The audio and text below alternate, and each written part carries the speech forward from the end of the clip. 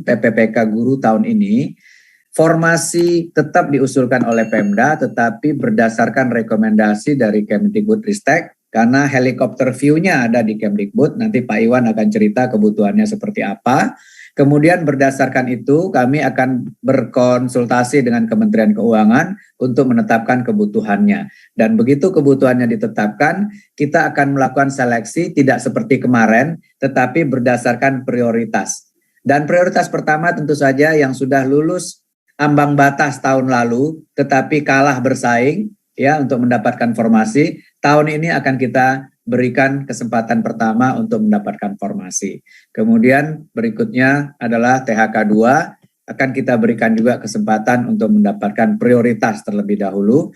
Sehingga dengan demikian, Peraturan Menteri Pan-RB 20 tahun 2022 ini secara garis besar memberikan kesempatan, ya, kalau dulu kesempatannya diberikan kepada THK 2, non-ASN, dan lain-lain, tetapi proses seleksinya itu tidak berdasarkan prioritas yang bisa mengafirmasi lebih banyak kawan-kawan THK 2. Jadi tahun ini yang tahun lalu sudah lulus ambang batas itu kita berikan prioritas untuk mendapatkan formasi. Kemudian THK 2 kita berikan prioritas untuk mendapatkan formasi.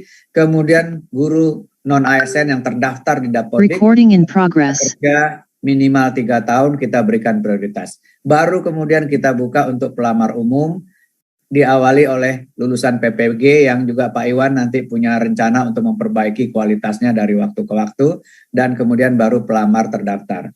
Nah, saya kira ini arahnya. Pertama, kita ingin bukan hanya memenuhi kuantitas yang memang shortage saat ini, kita ingin kualitasnya juga tidak secara nasional turun karena passing grade-nya kita turunkan secara nasional, tetapi kita coba memilah-milah yang prioritas untuk diangkat karena memang sudah bekerja, sudah lulus passing grade dan lain-lain. Ini kita berikan afirmasi untuk mendapatkan formasi terlebih dahulu. Dan kemudian untuk pelamar umum, ya passing grade-nya nggak usah diturunin, ya kalau perlu kita naikin agar kualitas guru kita bisa lebih baik.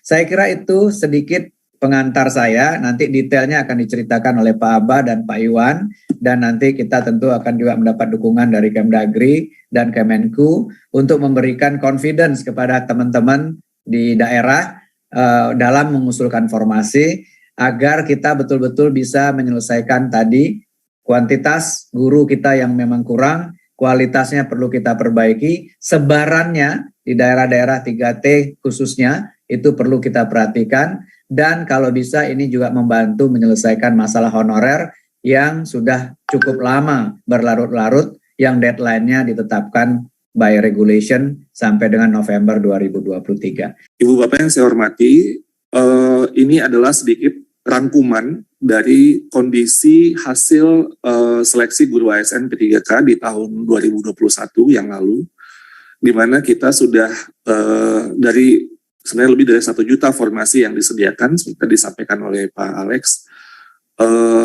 yang diajukan oleh pemerintah daerah sebesar 506.252, dan yang telah lulus dan mendapatkan formasi itu ada hampir 300.000, yaitu sebesar 293.860 guru. Dan juga ada guru yang di kotak kuning yang di tengahnya 193.994 yang lulus tapi belum mendapatkan formasi.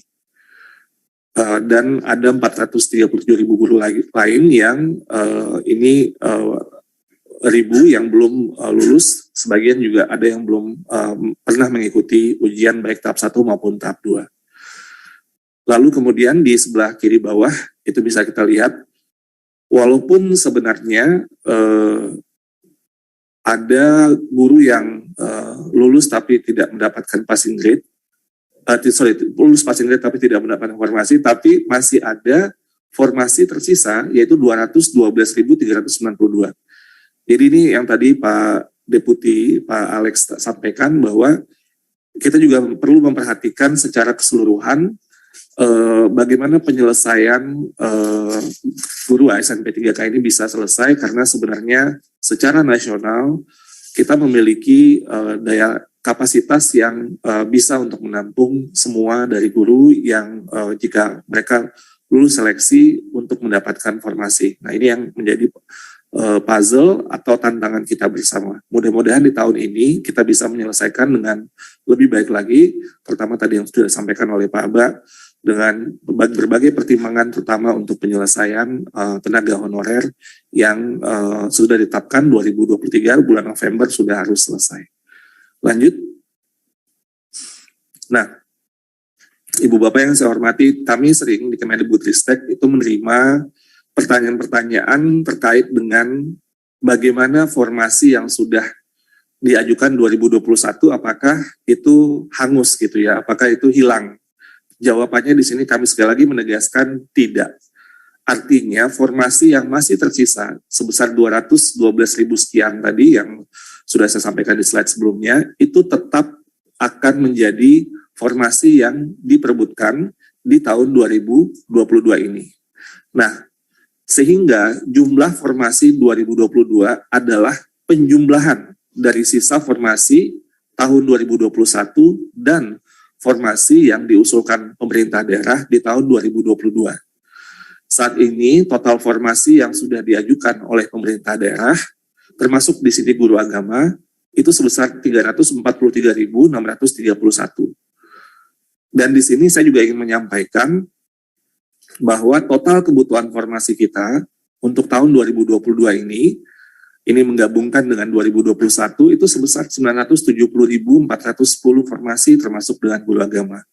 Artinya formasi yang baru diajukan sejauh ini hanya sekitar 35% Ibu Bapak dari total kebutuhan formasi.